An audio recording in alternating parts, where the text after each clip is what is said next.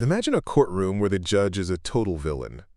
He doesn't care about God, and he definitely doesn't care about you. Now, imagine a woman who has lost everything: her husband, her status, and her legal protection.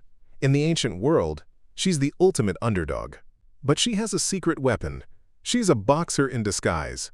In this video, we are diving deep into one of Jesus's most misunderstood parables, the unjust judge. We're going to look at the Greek metaphors, the radical social subversion, and the haunting question Jesus leaves us with at the end. Stick around, because this story isn't just about prayer, it's about survival. The vulnerable warrior.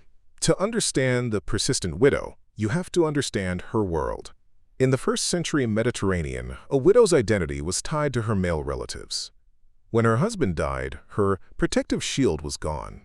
She often couldn't inherit property directly and was at the mercy of greedy relatives or creditors who would devour widows' houses. The widow in Luke chapter 18 is likely fighting for her ketubah, her dowry or inheritance, which was her only means of survival. But she has no son to defend her and no money for bribes. She's alone. But instead of staying silent, she breaks the culture of silence. She repeatedly storms the court with a single demand: "Grant me justice against my adversary." The judge who feared no one. Now let's look at the antagonist. Jesus describes this judge as a man who neither feared God nor cared what people thought. In that culture, honor and shame were everything. Most people were kept in line by what their community thought of them. But this guy, he was shameless in the worst way. He ignores her for some time, but eventually he has a private conversation with himself, a soliloquy. He realizes that even though he isn't a good person, he has to act because this woman is wearing him out. Here's the detail you probably missed. In the original Greek, the judge says she might give him a black eye, Hypopiaizy. While it's unlikely she was literally going to punch him, it suggests she was pummeling his reputation and making his life a royal pain. She was a social media firestorm before social media existed. Jesus uses a specific type of argument here called a minori ad maius, arguing from the lesser to the greater. He says, listen to what the unjust judge says. If a corrupt, heartless judge will eventually do the right thing just to get a nagging woman off his back, how much more will a loving, just God bring about justice for his chosen ones?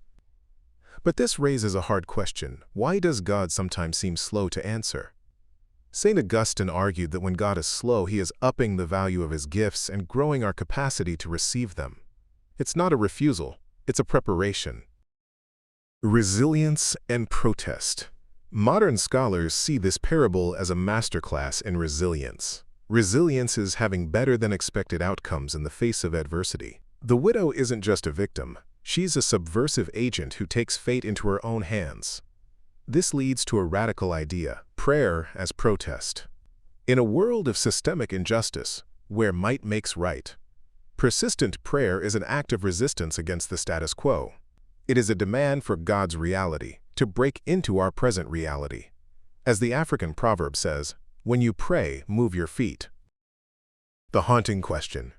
Jesus ends the story with a question that should stop us in our tracks.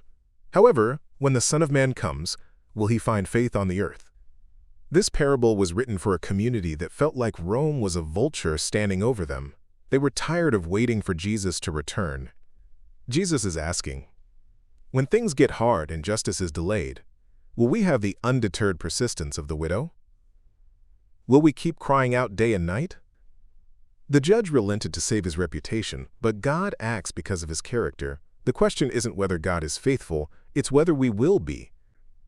If you found this deep dive helpful, hit that subscribe button. Let us know in the comments, what is a justice issue you are persistently praying for right now? Thanks for watching.